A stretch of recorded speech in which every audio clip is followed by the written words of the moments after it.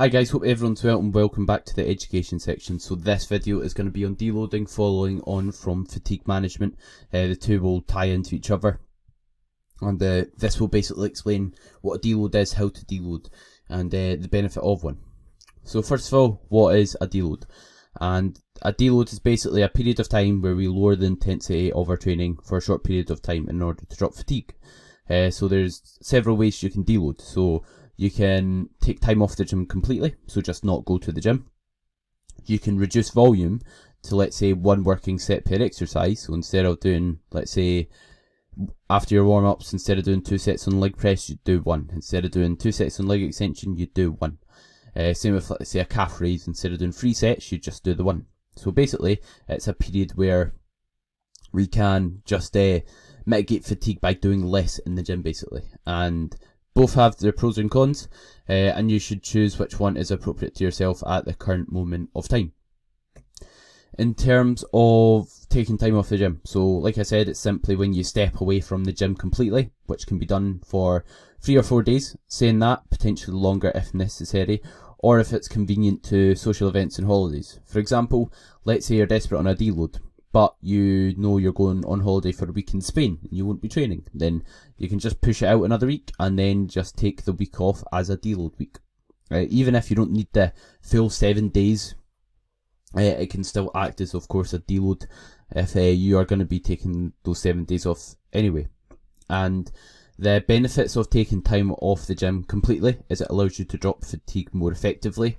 Obviously, if you're still training hard, although you can drop fatigue, it is going to happen at a slower rate. So it might be ideal, let's say, doing a fatigue by just taking time off in some circumstances as a result of that, due to the speed you can drop fatigue.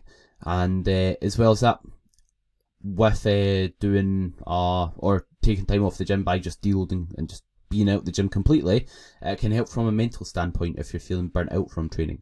Because if, let's say, you're still in the gym, still pushing yourself, you might not just be in the mindset to do so. You might just need some time off, let's say 4 days completely away from the gym.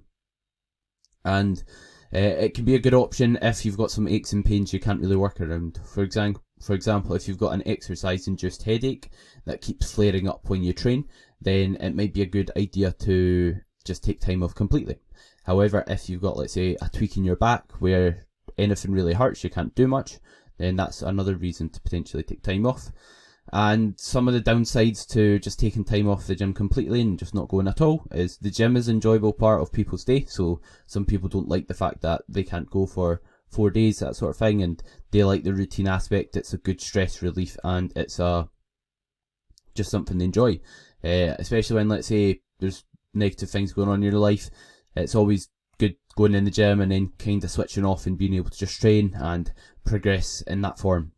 And you can become unaccustomed to movement patterns when you take time off completely. And what I mean by that is becoming unaccustomed to movement patterns is basically you're no longer efficient at them. You can no longer carry them out effectively, because when we perform movement patterns week in, week out, we become very skilled at performing it. For example, if you squat twice a week, every single week, it will become like brushing your teeth. It will be super easy. However, if we put a barbell on our back and squat once a month, it's going to feel shaky, it's going to feel awkward, and it's going to be hard to do consistently. So that's another con. Like we can't really get efficient at movements, or we can't remain efficient at movements. And you also might feel like it's harder to train intensely when getting back to training, just due to not being used to it from taking time off. And flipping the switch back on again after that time off can be a bit difficult. And also another con is increased level of soreness. So you might find you're very sore. Let's say if you're training legs are a body part that typically gets sorer than others.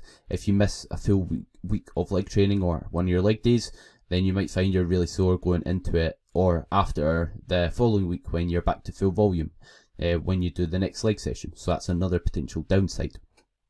However, going on to taking a devolume week. Taking a devolume week, it's just like a deload by reducing volume, like I said, hence the name.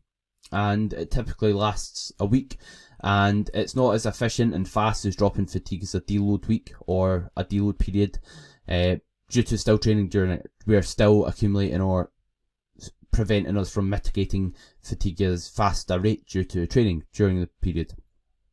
And when doing so, we also have to take a bit more time off, or a bit more time doing a devolume week than we do deloading, because deloading, since we're not training completely, we will drop fatigue at a faster rate, whereas if we are doing a devolume week, we won't drop fatigue as fast, so we need to do it for a bit of a longer period to enable us to do so. So yeah, when you do it, I recommend doing back off sets only, which are sets from 10 to 15 reps usually. So obviously your program might be different, it depends what body part it is, what movement it is, because different rep range suit different movements, but for the most part, doing your back off sets is typically a good idea, and that will allow you to give your joints a break and ensure you're in a stimulative rep range for muscle growth, and a rep range that is going to be effective. And it's a time to have a bit more of a mental break. So when you are doing a devolume week, the goal is to get in and out the gym, not mess about, not spend hours in there as you usually do, not rush your session. We don't want to rush your session, we still want to make the most of our sets if we're in the gym, and make sure they're progressive, and this is still an opportunity to progress, but we don't want to milk it and spend ages. We want to utilise this period to the best of our ability by dropping fatigue, and also by giving ourselves a mental break. So the benefits of taking a devolume week in comparison to a deload is it allows you to keep the ball rolling and stay efficient at performing movement patterns, whereas if we just take time off completely and not carry out movements, then we become a bit inefficient at them, and they might not feel great. We might struggle to judge depth or balance or stabilise movements, that sort of thing. It also gives you the ability to carry on progressing while dropping fatigue. So although you're not doing as much sets, the sets you are doing, you can still progress those sets when you are in the gym. And the benefit of that is, like, the gym's an important thing in people's lives. People like going to the gym. They like the feeling of progressing, and as a result, it can be valuable to do so and still go to the gym and progress your sets. And also, it allows you to keep chipping away at the goal of building muscle or improving your body composition. And if you're dieting, you could arguably say it will lead to potential better muscle retention, just due to stimulating that muscle more and still allowing you to continue to be in a calorie deficit while deloading. Because if you're, let's say, in an aggressive deficit but we're not training, then we're not going to be supporting muscle retention. And yeah, like I said, it allows you to train and move forward, which is a big part of some individuals' day. So the cons of taking a devolume week, so a week of lower volume, is it can be unenjoyable travelling to the gym, not giving 100% and only doing one set and not leaving it all there. So saying that, due to the effectiveness and value of this period, it is just as important as your other training. So you should highlight the value of it if that's potentially the case, and that could help in terms of having that mindset towards it, because it's gonna mean you can build momentum into the next week once you've dropped fatigue, and you can continue to progress. So it is still a very, very important period, but it just might not seem like that, and it might not seem as fun because you're not giving 100%. So that's a potential downside, the enjoyment factor of it. And you might not experience as much of a mental break due to still being in the gym. So maybe it might be more beneficial just taking time off, especially if you don't enjoy a devolume week, because if you're feeling burnt out mentally as well and you're not enjoying training even more, then it's not going to do you a lot of good, because if we enjoy our training, we're probably going to put more effort into our sets and get further in regards to making more progress.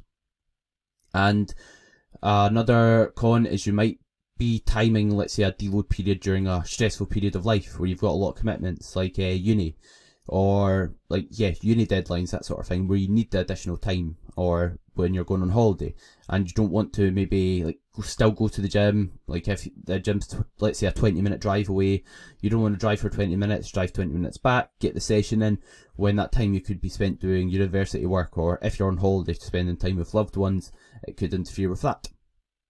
And it also might not give you the chance to let aches and pains heal, which can be a rationale for performing a deload.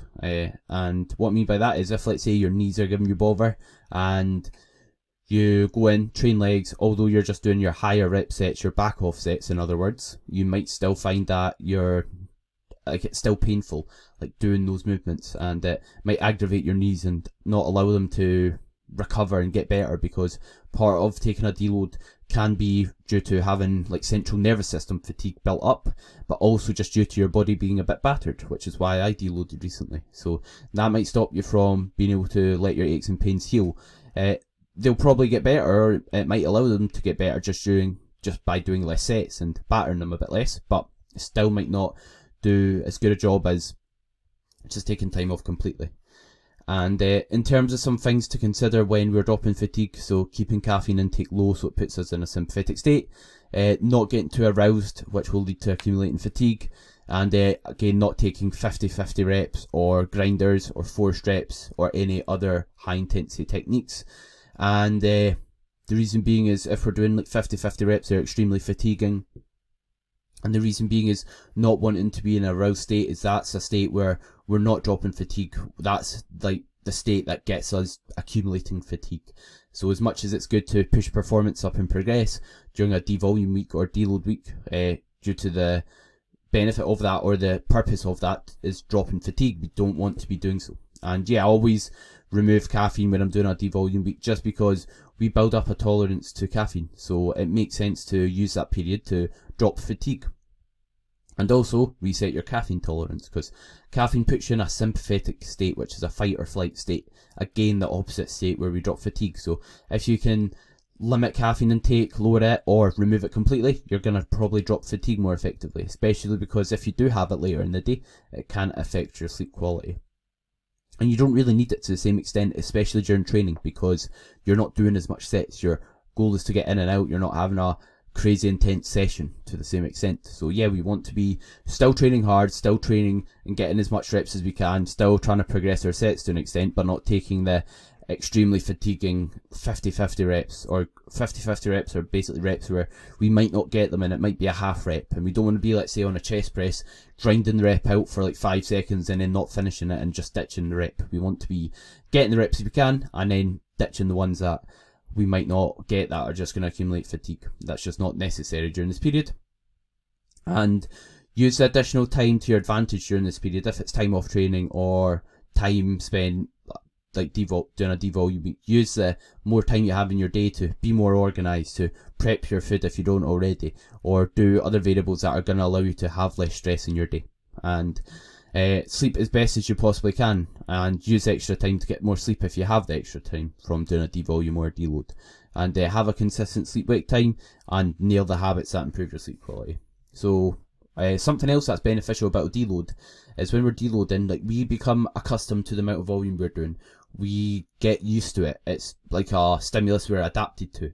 So in order to basically reset our tolerance to the amount of volume we're doing in the gym, by doing one working set per exercise or taking time off the gym, we become unaccustomed to that volume, which is why you get sore when you return to full volume or return to the gym after taking time off. And that allows you to basically reset your minimum effective volume, so the minimum amount of sets you need to do to force adaptation and grow. So yeah, quick recap: you can deload by taking time off the gym completely or reducing volume. Each has their pros and cons, and you should pick which one is more suitable for yourself at that current moment of time. And things to consider when doing so is just basically having habits in place that put you in a relaxed state, and not doing actions that will put you in a sympathetic state or fight or flight state. And yeah, like I said, it can help in terms of a benefit of deloading besides fatigue is like making sure we get better sleep. We can have stress management techniques in place. We can be sensible of caffeine intake. We can have smart programming so we can stop fatigue from accumulating, and we can also like put supplementation in that helps promote being in a relaxed state or sleep quality. And also, like with our programming as well, we don't think just session to session or like movement to movement. We should think of the program as a whole, so we prevent fatigue from accumulating at a ridiculously fast rate, so that we can deload more or less often than we need to, and have progressive runs of training where we're performing well and progressing our lifts. So hope the video is valuable to yourself. Any questions, please let me know, and hope everyone has a great day.